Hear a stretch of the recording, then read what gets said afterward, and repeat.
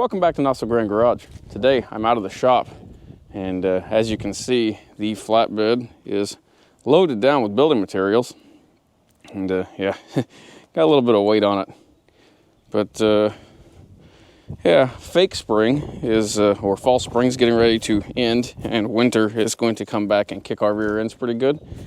So I have a very limited amount of time to turn that pile into structure right here. The goal, I got to finish cleaning all this stuff out. This is where we had our firewood stacked when it's out of the shed. But the goal is to put up either 8 or 10 by 20 shed. That's going to serve two purposes. One is going to be a brooder operation for our meat chickens, ducks, things like that. So one section of it will be pretty well dedicated to that. And then the other side is going to be sealed off and basically made a processing room. As I don't know if you can tell from here, but we are down a sheep. One of our girls decided to gorge herself on wood, tree bark. Don't know why, but we ended up having to put her down and process her, and we found, I don't know, 15 pounds plus of wood in her digestive system. Otherwise healthy. So we've got a bunch of lamb, fresh lamb, in the freezer. And yeah, we're also going to be expanding that operation this year too. So, anywho, I'm gonna quit chatting. I've got a whole lot of work to do and not a lot of time to do it. So I don't know how much talking I'll do. I don't know how much detail I'll get into. I'm gonna get this cleaned up. Then all we're gonna do, this is gonna be post-frame style with a subfloor. If that it'll make more sense as I do it. But we're gonna set 6 posts, set our floor joists, start working our way up, and see how far we can get before tomorrow, because come tomorrow, rain is going to set in. We're supposed to get 3 to 5 inches of rain tomorrow, and then the temperature is going to drop, and it's going to be below freezing for the next week and a half, 2 weeks. Snow's coming and everything else. So let's get this mess cleaned up, get all this weight off the truck, and yeah, we'll get after it on bartering. I have $0 in what's on the back of the truck, but you know, I've got a good friend that I trade a lot of work for. So when he needs mechanic work, I knock that out. When I need help with stuff like this, my materials show up. It's just it works out. But anywho, let's get after it.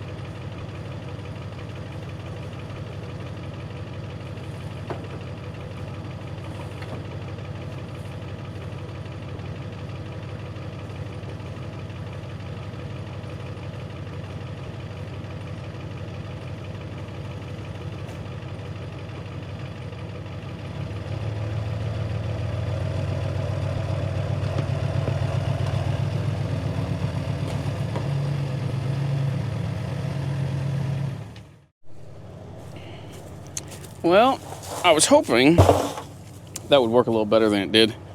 As you can see, I got 3 posts up. But yeah, this wire that's in the ground here, it is ran or fed from the shop. And it was put in long before we moved in out here. because one of the previous owners used to park an RV or a camper back here, and that's where they would plug it in. They had a little power pole set up back here, and it was all rotten and falling down.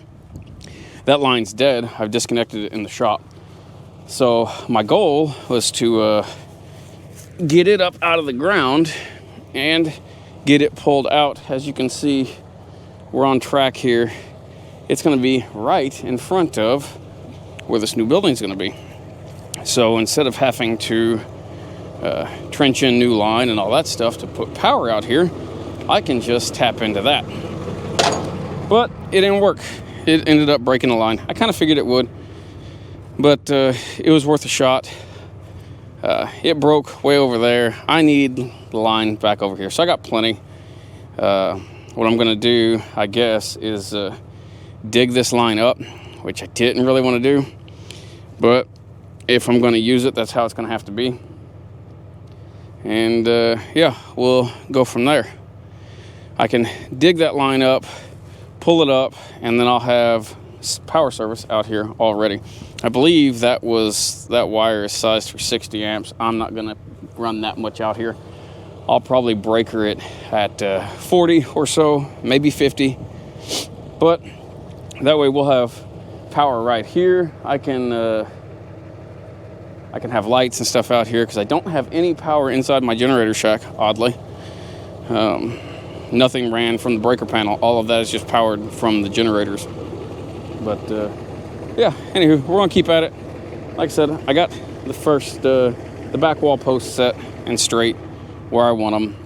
I'm gonna start scoring it up and setting the posts on the front side, and we'll go from there. But yeah, it's coming along slowly but surely. So let me show you what we got going on.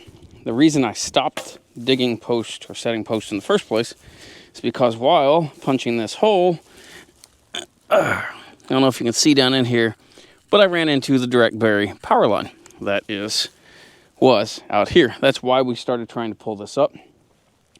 So yeah, what I'm going to do, since I hit it there, I'm pretty sure I damaged the coating on it. So that is what it is. But we are at the end of our building, and I want power to come up somewhere in this run here. So what we're doing is I'm going to dig this up a little at a time until I can get down there.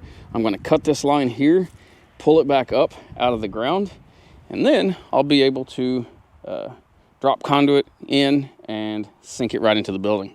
And that'll give us power out here from the shop.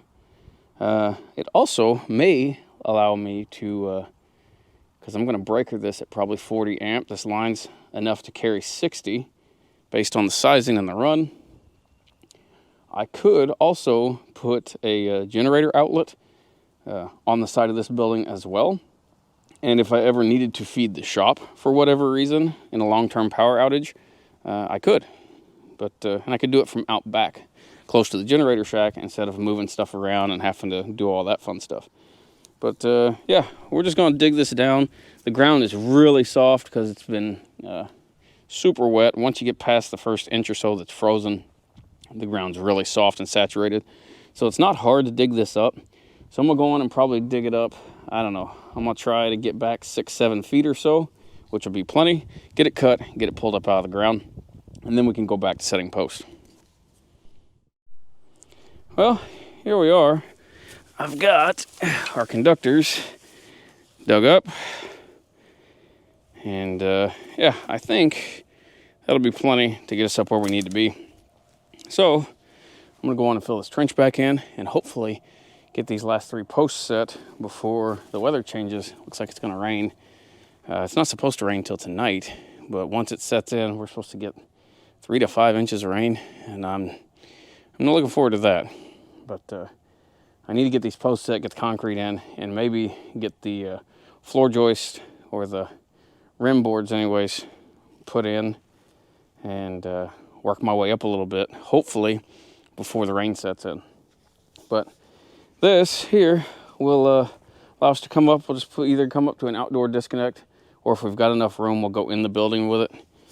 But yeah, that saves us a small fortune in having to trench in new line from the house or from the shop that wire's not getting any cheaper these days.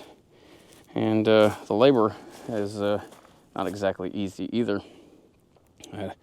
But anywho, it's lunchtime. I'm gonna go in, grab a bite, come back out, and hopefully get these posts set. Well, we've made a fair bit of progress. I don't have quite enough 2x6s, so I'm gonna have to run back out to the barn and get some. But that's okay. But yeah, this ended up working out pretty nice. I got it up here. It actually landed on the inside. And yeah, I'll just be able to put a panel right in here and tie into that. Then we'll have 220 volt power out here. So that'll be cool. But yeah, all the posts are set. Got one side of the floor joist down and started putting up some of the side-to-side pieces. Don't ask what's going on here. I screwed that up, but whatever. A piece of OSB on the side, just kind of give it a little bit of rigidity to keep it from moving back and forth too much. But I'm running out of daylight and out of steam. So probably going to wrap this up here and get my mess cleaned up and see what the next few days bring. It's going to be really cold out, but that's okay. I'm not too worried about the cold, more so the rain. But once the rain passes, we'll get some more done out here, get the rest of the floor knocked out, get it wrapped up. I believe I'm going to put just a simple flat angled roof like this, single direction for now, and that should be pretty easy. I may run the front up to 8.5, 9 feet, something like that. And that'll give me a little bit more storage space inside. I can put like a 2-foot shelf or something up by the ceiling, so I can store plastic totes and stuff like that in there, up out of the way. But yeah, I think it's going to work out pretty well.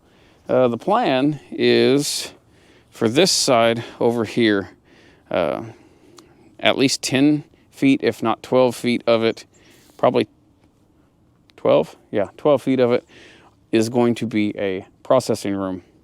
I'm going to get some stainless tables, bring all of my processing equipment out here. I've got a few pieces of equipment that I want to get to make things easier. But yeah, I'll be able to store all like the plucker and our scalder and all that stuff out here when it's not in use. We'll be able to do all of our chicken and lamb processing out here in a clean environment. I'll also set it up to where it can be heated, cooled. It's going to be really well insulated. So if we want to let things hang for a couple days, we can manage temperature and things like that. But yeah, won't take too long and we'll get it wrapped up. But anyways, I'm going to call this one off here. If you've got any comments, questions, complaints, leave them in the comment section below. I'm not a builder, as you can tell, but I can throw something together and make it work. So I look forward to those comments. If you haven't already, please subscribe. We appreciate you watching.